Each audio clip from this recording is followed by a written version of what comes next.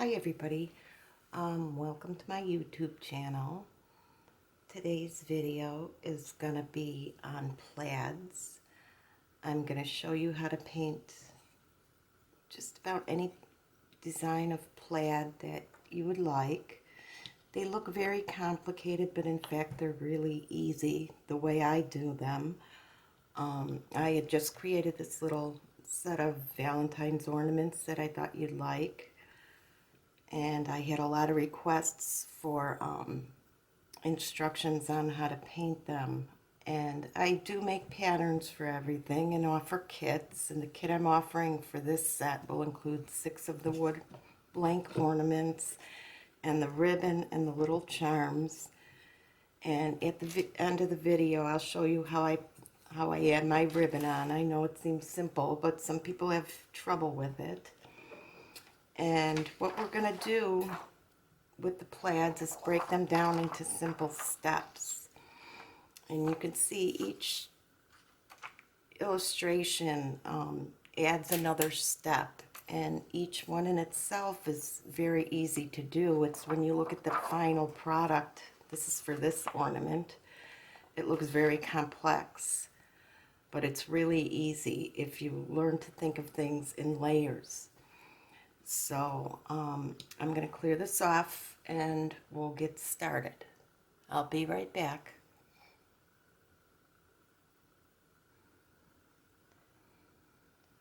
Okay, as we're ready to get started, I thought I would go over some of the supplies that I like to use. A lot of these are in my general supplies. I don't buy them special just for this type of project, but I thought I'd share with you on the video so you know what I'm using. My paint that I'm using is the Deco Art Americana acrylics, and my brushes are a little bit specialty, but not really. You don't have to necessarily buy this brand of brush, but I'm using a set of shaders from Silver Brush, and they're called Ruby Satins. I had first tried them when I bought some brushes from Peggy Harris at peggyharris.com. And what I like about these brushes is they're quite stiff. They're almost like a fabric brush. So they're not as absorbent as a softer brush. They're very synthetic feeling, but they're good workhorse brushes, I call them, because they hold their shape nice. And I found that the flat shaders like this for doing the plaids work very well.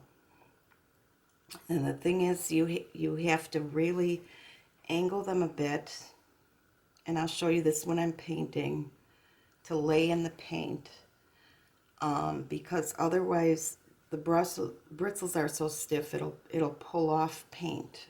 But they have their purpose. I like that they're nice and squared off, so I have pretty much a full set, anything from 2 to 12 that I use depending on the size of my lines that I want. I also am using their Zero liner for some of the metallic and thin lines for the same reason. It's a stiffer liner, so it allows you to make a nice straight line without moving and wiggling around too much. My favorite 18-0 Low Cornell liner, which Mary Kingsland has a similar nice little liner. Then I'm going to put an ad in, or link into the description so you can check it out over there, because Low Cornell is no longer the same. 1/4-inch angle shader I use for my shading and floating. You can use what you like. A lot of people like flat shaders. I don't recommend those brushes for shading and highlighting because they pull a lot of paint off. So I like the softer. I used to use Low Cornell, but the Scharf 1/4-inch. These are Sin Sables. So they're a synthetic type of sable, and they're much softer bristle. They're very nice, and they're very comparable to the Low Cornell that I used to use. And then I also use an oval sharp when I do the backgrounds. Some of the hearts have the backgrounds a different color, and it just lays the paint in there really nice. And stylus and paper. I use a ruler when I transfer my straight lines. I put it over the pattern, and this has cork on the back, so I use it upside down actually, because I want that metal edge directly on my surface. If I do it this way, the stylus sometimes gets under the lip and I don't get a straight line. So if you have a cork metal ruler, you might want to try flipping it over if you're having trouble, but it helps you keep your lines straight. I print out my pattern sheets on vellum paper, which I will also put a link for that. I get it at Staples here in Canada, and I believe Staples has it. It's like in the wedding invitation section. It goes right through my printer. It's a little bit thicker than like that tissue-y paper. And what I like about it is you can see through it. So if you're replacing your pattern to do steps or something like that, you can see exactly where you are on it, and it holds up a lot nicer if you're doing multiples of the same project. So that's my regular supplies. I'm going to move these over. I already traced the perimeter of the heart, or base the heart with buttermilk paint. I should say that first. And then I lightly sanded in between coats. This is Baltic birch plywood, so for the first coat it felt a little rough. And I used just a light tan or buttermilk so that the lace on the edge shows up. You can use a red or whatever you would like, but I like the neutral background for the hearts as well. And I did the first two lines because what I do when I paint, we're going to see, is I kind of freehand them. So I only want my reference lines, and I'll do that in a minute and show you. I have what I call my big water here, and that's to rinse my brush. And I use a wet palette. I'm going to move my brushes to the side here. My ruler. A Masterson's wet palette. And then I have a little water, I call this, in a little cup that I keep here, and I use that for float shading and for introducing water when I want clean water, because I don't want to take out of my dirty water to do that, to paint, because if I'm painting with light colors and have pink water or red water, it's going to look crappy. And then I keep a pile of folded, good quality paper towels that I kind of paint on. So we're almost ready to get started. My step-by-step instructions divide everything into layers. So the first layer we're going to do is this red. And the colors are all listed in the pattern. I'm going to put it out on the palette. And this is where the brushes come in handy. I kind of measure my brush to the size stripes I want. I don't want to have to transfer all these lines because it would be a complete mess of graphite on here. You wouldn't be able to follow them. So what I do is I do reference lines. I did both of them actually, so we can keep painting if we had to. I do the lowest bottom line here and the lowest bottom line there. And I erase a little back. I left a little darker than I normally would because I want to be sure you're going to see it on the video. And for this stripe, I chose a number 6. It's about the size. If it comes out a little bigger or smaller, it's no big deal because it's a plaid. And in the end, we're going to add glamour dust to these, and your errors will really kind of disappear. Everything doesn't have to be as perfect as you think it looks on my samples. So what I'm going to do is do all the lines in one direction first, I'm going to dampen my brush, and I'm going to load it good with paint. Now you can see that the brush isn't picking up a lot of paint. Like, I could pick up a lot, but you don't want that much. You want to keep it, you know, where it's loaded, but it's not overloaded. You don't want ridges.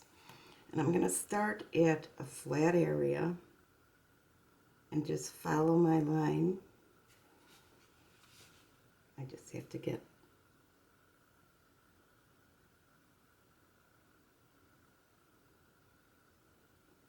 and it doesn't have to be perfect the first time. You could see I wiggled a little there, because what we're going to do is we're going to shade these lines. We're going to, when we float shade the edges, it's going to clean them up. And notice I stopped here because the heart curves. And what I'm going to do on this area is just tap it in and pull it down. And use the flat end of the brush to kind of finish it off. Okay? So there's my first stripe. Now leave it. That's the best thing to do right now. It's got little, it's not quite filled in, but it doesn't have to be. You could go back later and do a couple layers. Now I'm going to just make sure my brush has enough on it to move paint. And in looking at the photo, they're pretty evenly spaced. The area in between equals about the area of the brush. So I know many of you will want to transfer your lines, and if you do, I suggest you only transfer either the left or the right. You don't have to transfer both. But for me, I'm going to just eyeball this. And I'm going to go over about the width of the brush. And again, I'll pull my line.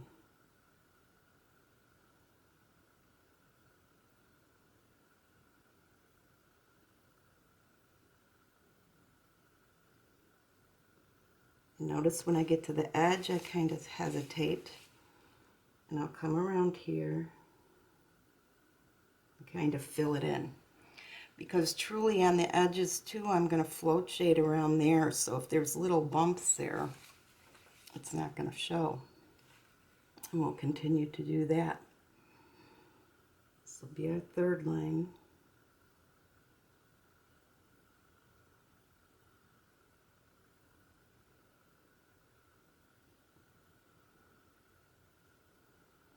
And I'll stop there, turn it over, move it in,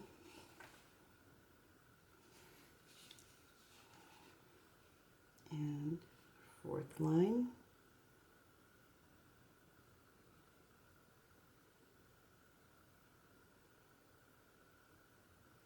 now that stops there, but there's a little bit of the heart, so you could touch it there. Yours may come out a little different. And one more. Now, when I'm starting on a curve, I'm going to start like that, parallel or perpendicular.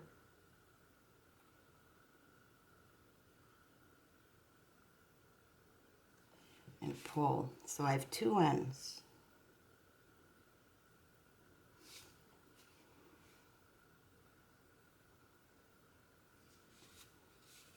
Okay. Now, if I'm going to go here or not and do another, that could be decided later. It's going to be float shaded, so it really, you know, won't show. So I'm going to let this dry a minute, and then I'll be right back. But what else I wanted to tell you is you could always go around the edge area and clean it up again with some of the buttermilk at the end. You know, if you do happen to get some paint over on here, you could rinse your brush quick. And since there's a layer of paint down, you could kind of wiggle it out and correct your error. So all is not lost. So we're going to leave that a minute. And then, well, I think it's dry. You know, I was gonna cut off, but I'll do the opposite direction. So we're gonna do it the same way. We're gonna load the brush up. And if it looks a little watery, that's fine. That's gonna just look nicer on your plaids. It'll look more natural. So I'm gonna start here.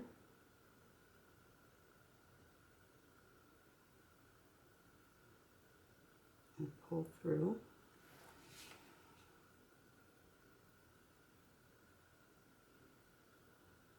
And you'll get to know with your brushes, your water to paint ratio. You want your paint to move. You want your paint to be a little bit thinner, as you see.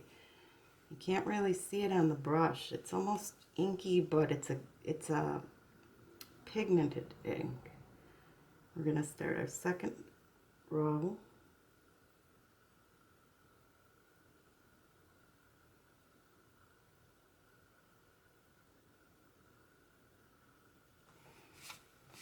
Flip it over.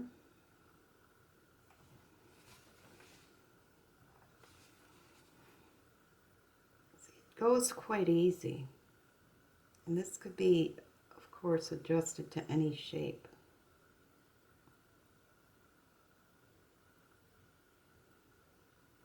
I'm going to check my positioning there and kind of turn the brush.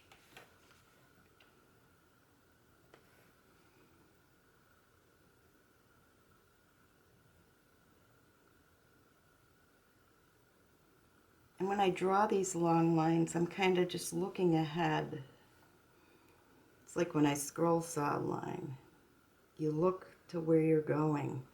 I watch the line in front of me, and I make an imaginary line and try to lean on my hand a little to give me some steadiness. And just pull. And when I see the brush hit the edge, hit the line, I stop. Okay, so now I do want to let this dry. So we're all ready to there. Pretty good. I'll be back. Hello. Okay, we're ready to move on. Our next step is going to be to shade these. And you could see here there's a lighter and darker shading in them. I guess you could kind of see like that. And this is going to be a really good opportunity not only to enhance our design, but also to clean up our little errors that we might have made and wiggles.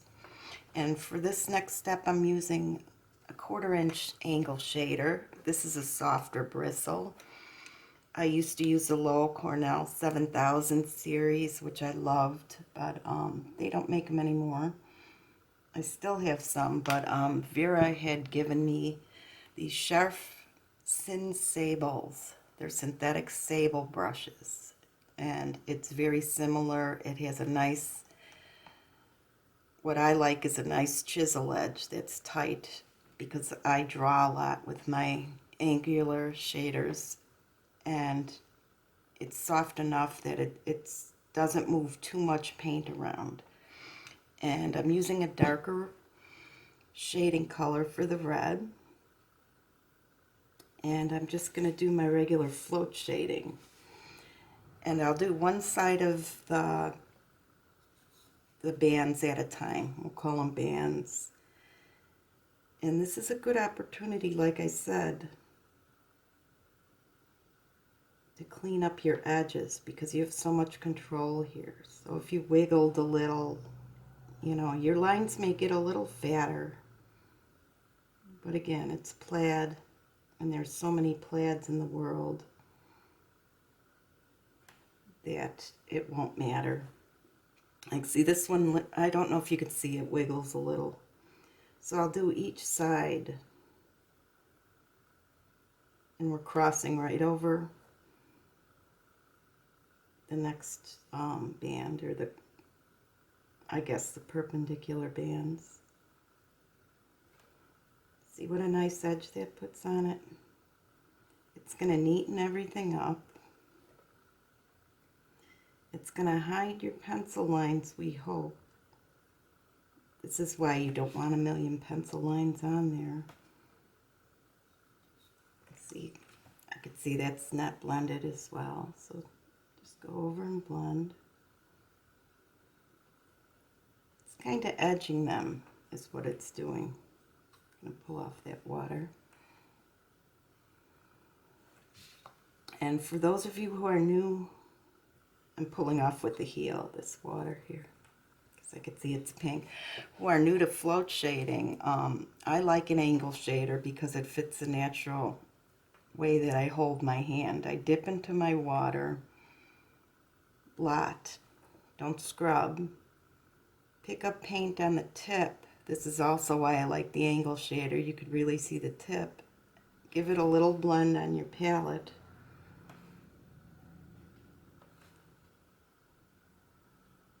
And begin to pull your paint across your piece. Another reason I like the angle shader is, now see I went a little far there so I could quick rinse, it's wet, and with a damp brush pull off the excess and clean it up. It's a lot of quick motions, it's not just one motion like the initial lines were put down. I do like a choppy float, especially when I'm cleaning up like this. It's little baby steps. And when I do this swipe, then I can see that the paint's only on the tip of my brush and that the heel's clean. See how it's... And what it does is there's a concentration of color at the tip and it pulls it to no color.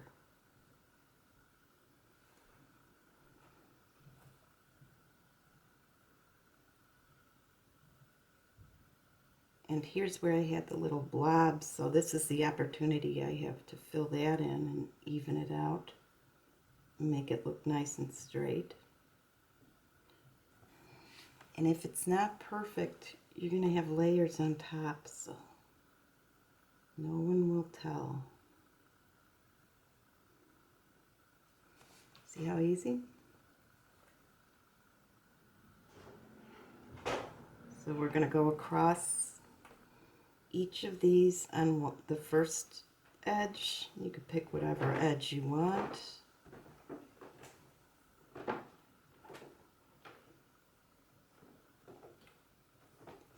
When you get to the end, you might not want to get paint there, so I'll come from the other side. I'm rinsing to pull it off. I'll just come from there and kind of clean it up.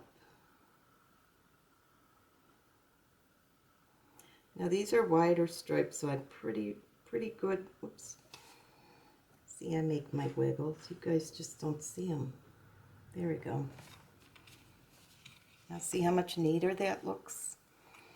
Now by the time you get through the 5, every once in a while I give a big rinse to my brush too to make sure that no color has pulled over. And really when I'm doing my own projects, not on video, I try to wipe in the same area so I don't, because if you wipe here you can get on the heel of your brush, so you kind of do it that way. And I don't like working right to left, so you might want to let that dry a little bit, but I'm just going to show you the first couple stripes and then we'll cut off. You don't have to watch me do them all. And if you notice, I'm turning my brush a little bit. I'm not doing it exactly parallel because I don't want to pull off that stripe or that shading that I just put down on the last. That was my last one that I shaded. I want to be sure it's dry. So, I mean, that's another advantage I feel with the anglers. You could do that easily. You can manipulate it to do a thinner area. And see how it's a little bit transparent in between. I'll do one more. I know this video will get long because there are a lot of little steps, so I don't feel like that I have to show you everything every step of the way, or you'll be sleeping.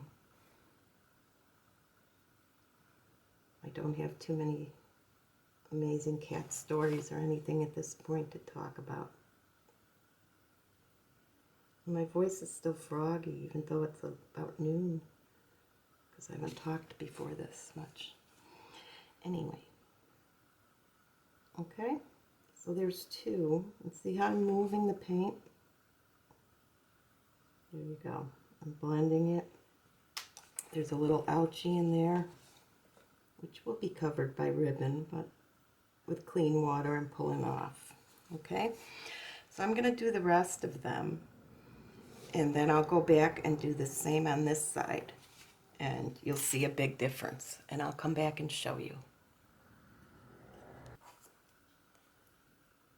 Okay, I'm done with the shading, the initial shading on this section. You can see that the lines are quite defined, and I did use a lighter red than the shade, but it looks really nice. So all those little uneven areas are inconsequential right now, so we don't have to worry about them.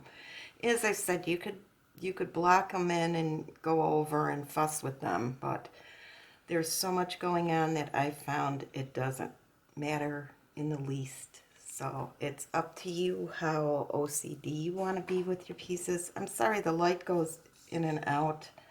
I have a lot of nice sunlight, which will keep my colors true, but you know, the world isn't cooperating somehow.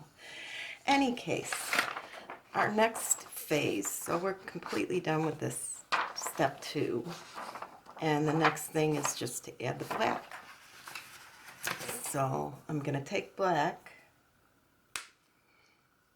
and again, you can transfer lines if you're up for it. I do not. I freehand. And the brush that I'm using this time is the silver, again, the Ruby Satin with the stiffer bristles. And this is a 0 monogram liner. So it's a little longer. It's not quite as long. It's probably half as long as most of the monogram brushes I see. I don't use monograms often because to me they're too long, and I don't get control for the stuff I paint. I know they have their purpose. But this is nice. It's a middle-sized bristle, and it's a little bit stiffer. So it'll hold your paint. It'll hold enough paint to do what we're doing, and you don't have to get enough up on the fair rule there. Now for the black lines on our piece, I didn't want them centered, so I put them just a little bit to the left of the light area here, if you could see that. So they're kind of next to the wider bands. They're kind of below them, but they're not all the way below them. They're not middle. And by offsetting your plaid prints, I think it makes them more interesting. So we're going to do just lines on this again. And once again up here, even though it isn't on this one, it probably should be. So I'm going to do a line.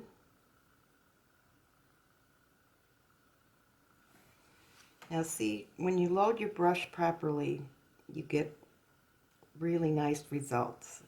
I put a little bit of water in the paint. The brush is loaded. It's hard to see in this light, probably 3/4 up. And it'll give you a nice long line. And again, I'm going to work from left to right so I don't smear anything. And I'm going to steady my hand and watch this edge right here. And we're going to kind of go up next to it and leave a little space. okay? Don't worry about your ends again. That's going to get float shaded if you don't make it all the way up there. You don't have to do it in one fell swoop either. If you need to, I'm leaning on my hand like this. And I'm just touching the tip of the brush. I'm not putting a lot of pressure. You're just going to let the paint unload as you move your wrist up. Now see, I stopped. It started to get thinner there. So I'm going to go over it again. And I'm looking ahead and I'm watching this line. And I'm going to get that motion going. This is excellent practice for your lining because with the glamour dust and all that's going on, if you make a little boo-boo, nobody will know. So once again, this is a long line. I started with a shorter one because some of you may feel comfortable also doing a shorter line.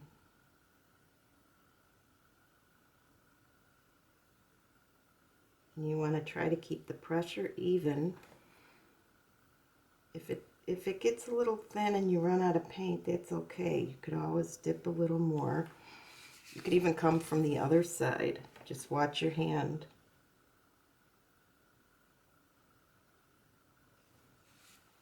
There.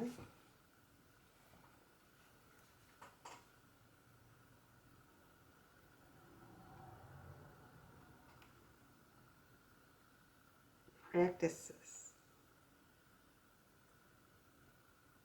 This is excellent practice for your other painting skills where it matters, like on a face or whiskers, or you're making a line on a house. And then I go put one more here.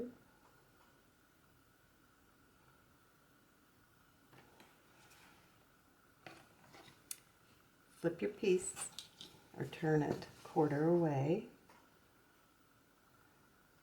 And I will go this way because we're going to go again just to the,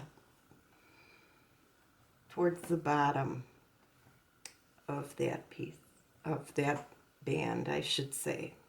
So if there's a band here, we're thinking there'll be a little line here.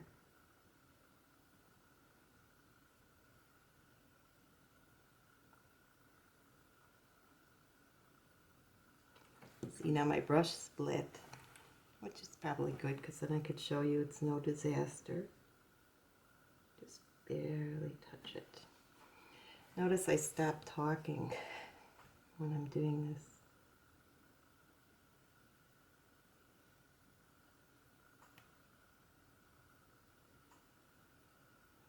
Let's take a little concentration.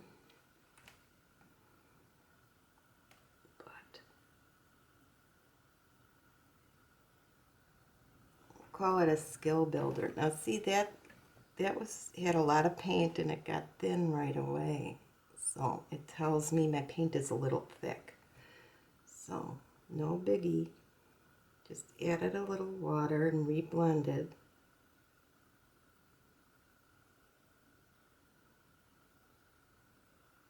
And there you go.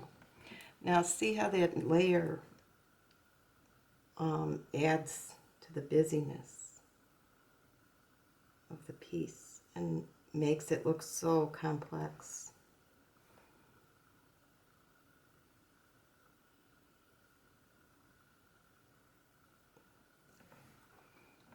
Step by step is the key. As artists, we can't look at the whole and be overwhelmed.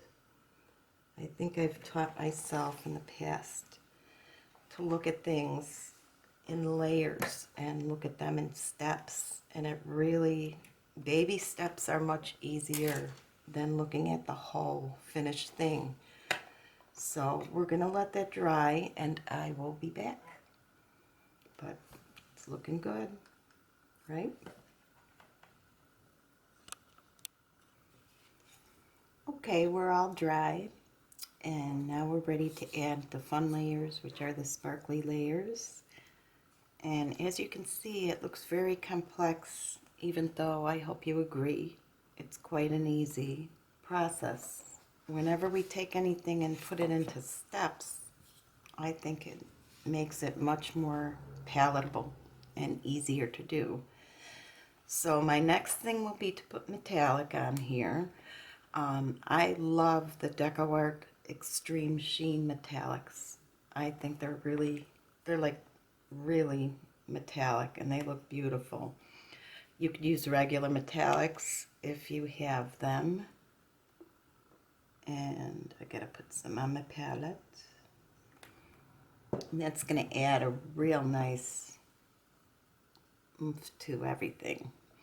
Now the gold lines, again, I offset, and this time I offset them. I painted them right on the red lines on these first bands, but they're a little bit to the right.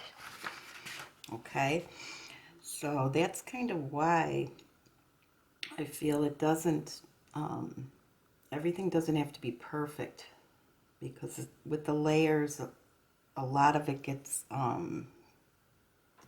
you know, covered, or your eyes get busy in other directions.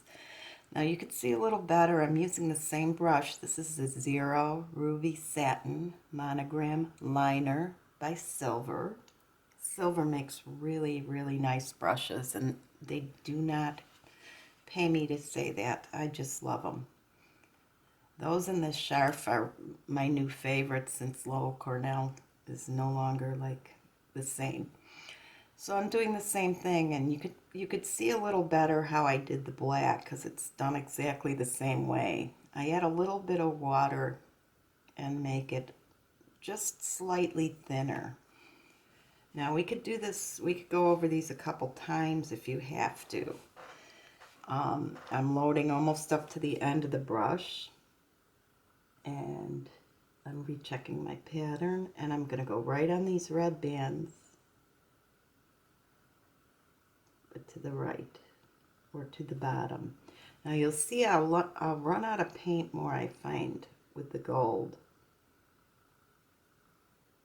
because you could really kind of see through it. The metal particles are kind of suspended in the binder.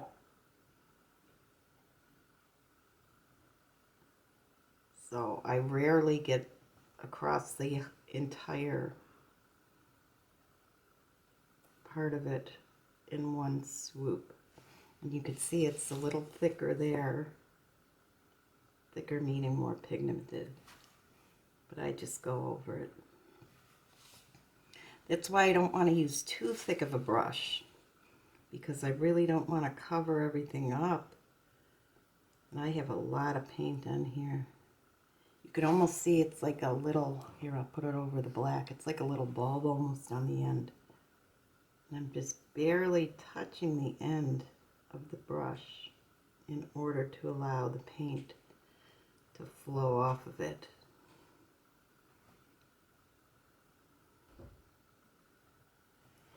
And you don't have to go over it right away. You could let it dry. And that's probably a better option. And I may wind up doing that. Now you can see it looks golder here. It kind of trailed there. So yes, I'm thinking this will be 2 coats. I believe I did two coats of it initially on my sample.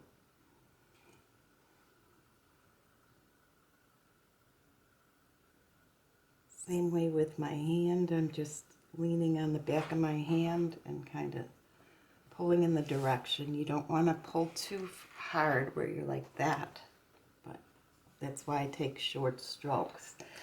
Now the second striking will also be towards the bottom, or will it? No, it's toward the top. I'm sorry, I had my heart the opposite way. So there we go. I'll do it this way.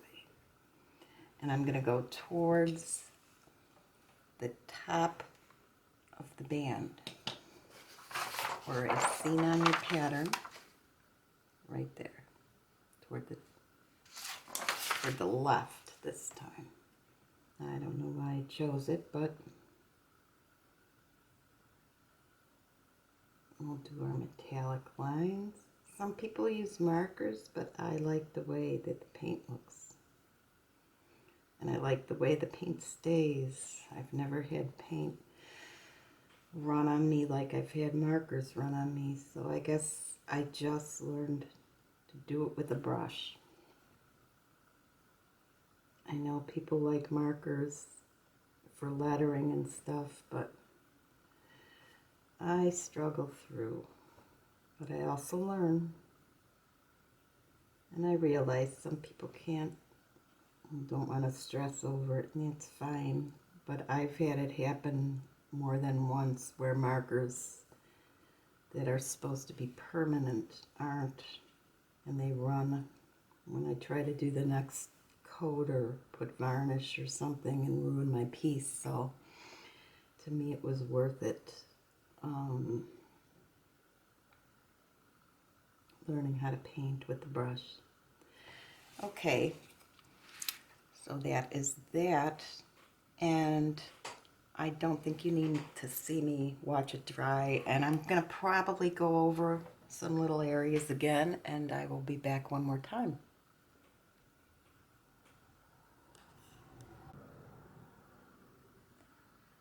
All right, we're getting in the home stretch. We're pretty much done with our step-by-step photo, and the plaid is pretty much where we want it. And the rest of what we're going to do will be pretty much the same on all the hearts. I said pretty much a lot of times in that opening, didn't I? Anyway, I'm going to use my angle shader. This is a sharp one, the same one I used to shade the large bands. And I'm going to take the dark red and I want to shade inside the heart. And what this will do is just kind of clean up our edges and define them a little better.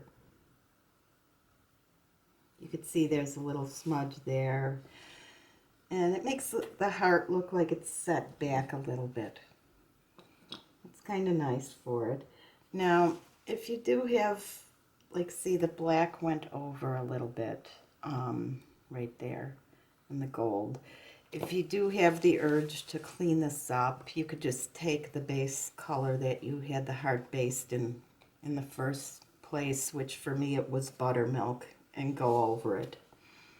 But I have some little ends there, but they're really not going to make a difference. So I'm going to take my paint and float around it. And you can see the difference. It'll kind of set it back from the edge.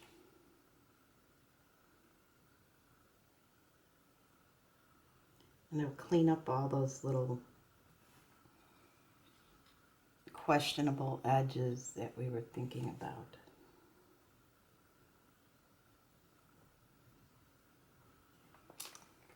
It'll also hide your pencil line from your initial heart pencil line.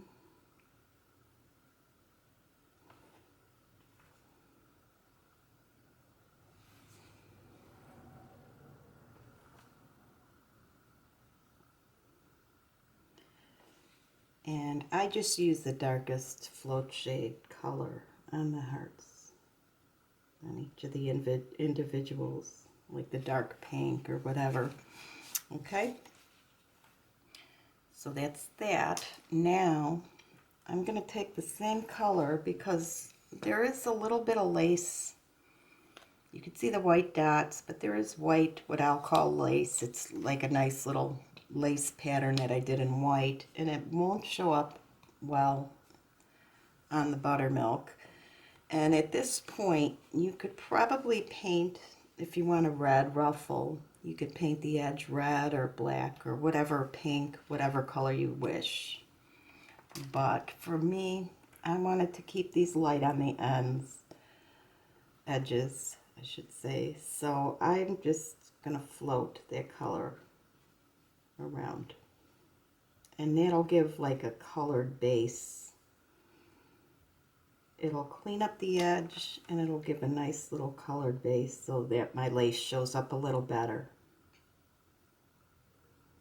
Okay, so it's like a back-to-back float is what we're doing, and it'll, wow, there went the snowplow. And we will clean up the edges, or this is what I mean when I said, you know, if you go over a little, it's all going to be covered. So you don't have to really labor on it unless it's something big. I'm just doing a loose, kind of sloppy float, I guess. It's hard to float this dark color in one layer. You could also go 2 layers. Even with a softer brush like this, you can see the little choppy float marks. But with the lace over it, it doesn't really matter, like I said.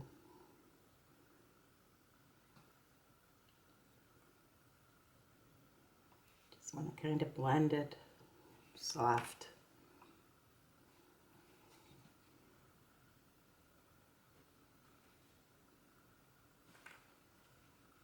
And you can see I'm holding my brush almost parallel to the surface, so I get a softer lay down of the paint, because if I do, the more perpendicular I go, the more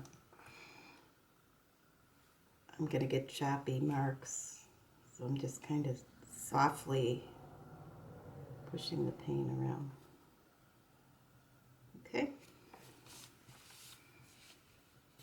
So we're at that point, and I am going to grab now, excuse me, I should have had this up. I drop a lot lately. I'm going to use my Glamour Dust, my DecoArt Glamour Dust, and I want to make the inside plaid sparkle. The float should be dry.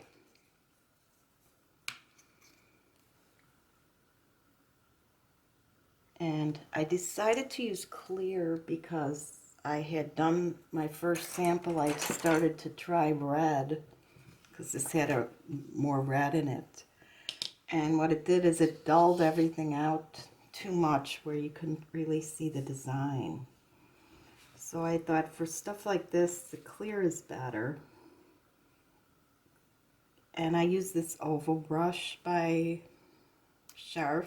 It's number 8, just because it's a little stiffer, and I kind of pat on the Glamour Dust because I like it nice and thick.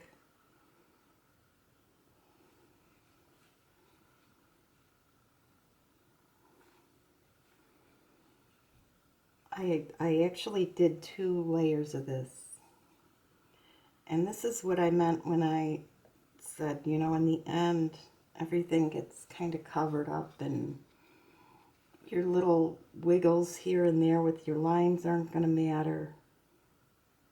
I think, there's a chunk. I think that everything will look nice, you know, as long as it's within reason. It's, you know, that everything doesn't have to be perfect, and it's going to look pretty nice. So put a good layer on. It's going to look milky until it dries. And then just for the camera purpose, what I'm going to do is, usually I would let that dry and put a second coat on. But I'm sure you guys want to finish up too, is take your stylus and some white paint, and we're going to dot our little lace lines. And what I did is I dotted at each scallop. So here's a scallop, there's a dot. Oops. There's a scallop, there's a dot. There's a scallop, there's a dot. So follow around.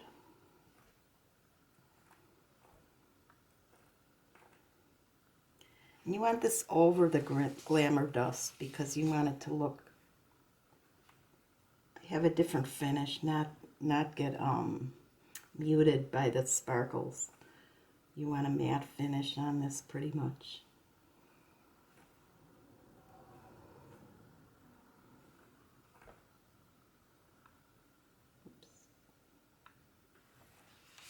Okay, so all that's left to do, which I will not really show you the whole thing, is I use the 18O brush, the very small brush. It's a liner for the lace. And again, I thinned the paint just a bit, and I went in between each dot, made an arch, and then connected it. And I went all around with that.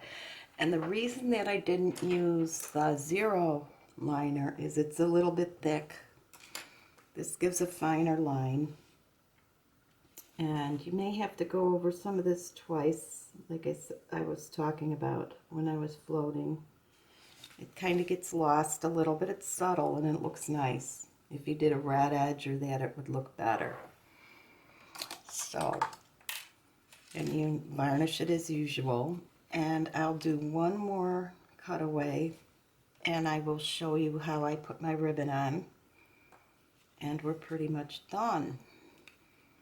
And this technique that I do applies to just about any type of plaid that I have. So I want you all to not be afraid of them.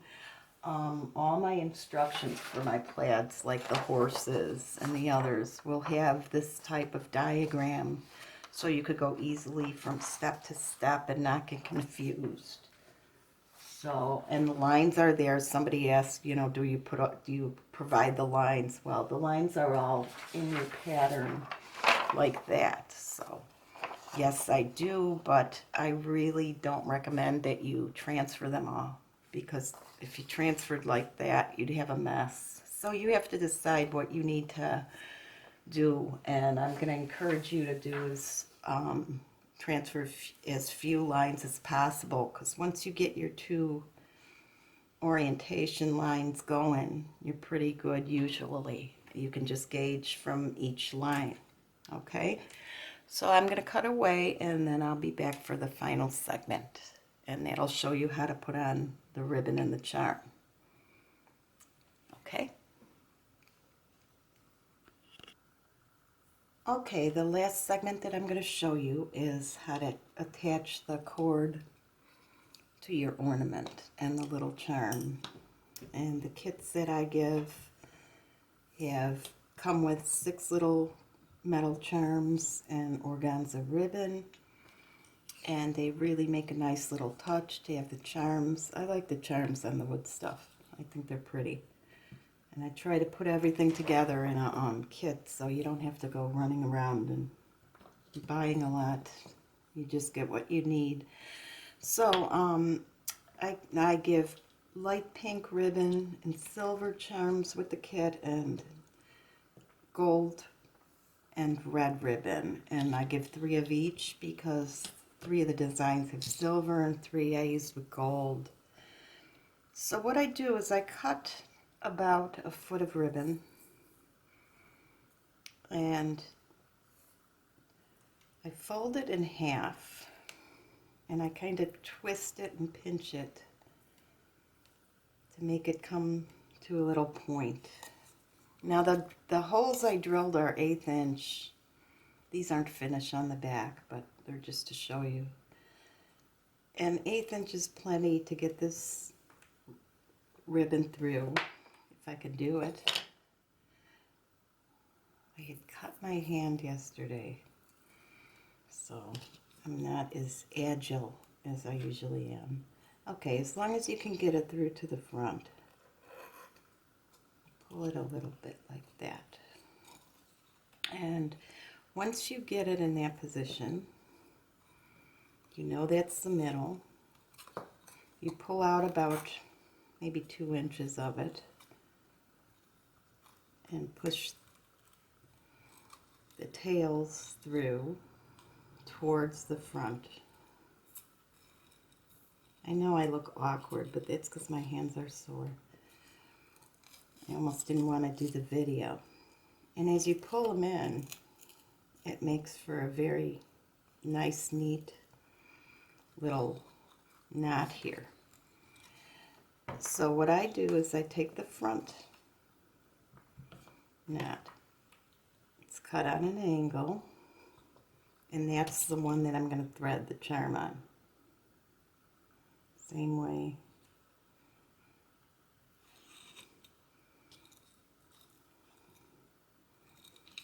And you pull it so it's flat. You can see I got a new knife for Christmas. And believe me, this would be more awkward with a bandage. I almost couldn't do the videos because I was so embarrassed. But anyway, see how you pull the charm and it'll sit nice and flat, and then just make a knot. And I think it needs about 12 inches to start because you need enough to work with. As I said, my hands are sore, so I look like very uncoordinated right now. But there we go. Pull a nice little tight knot.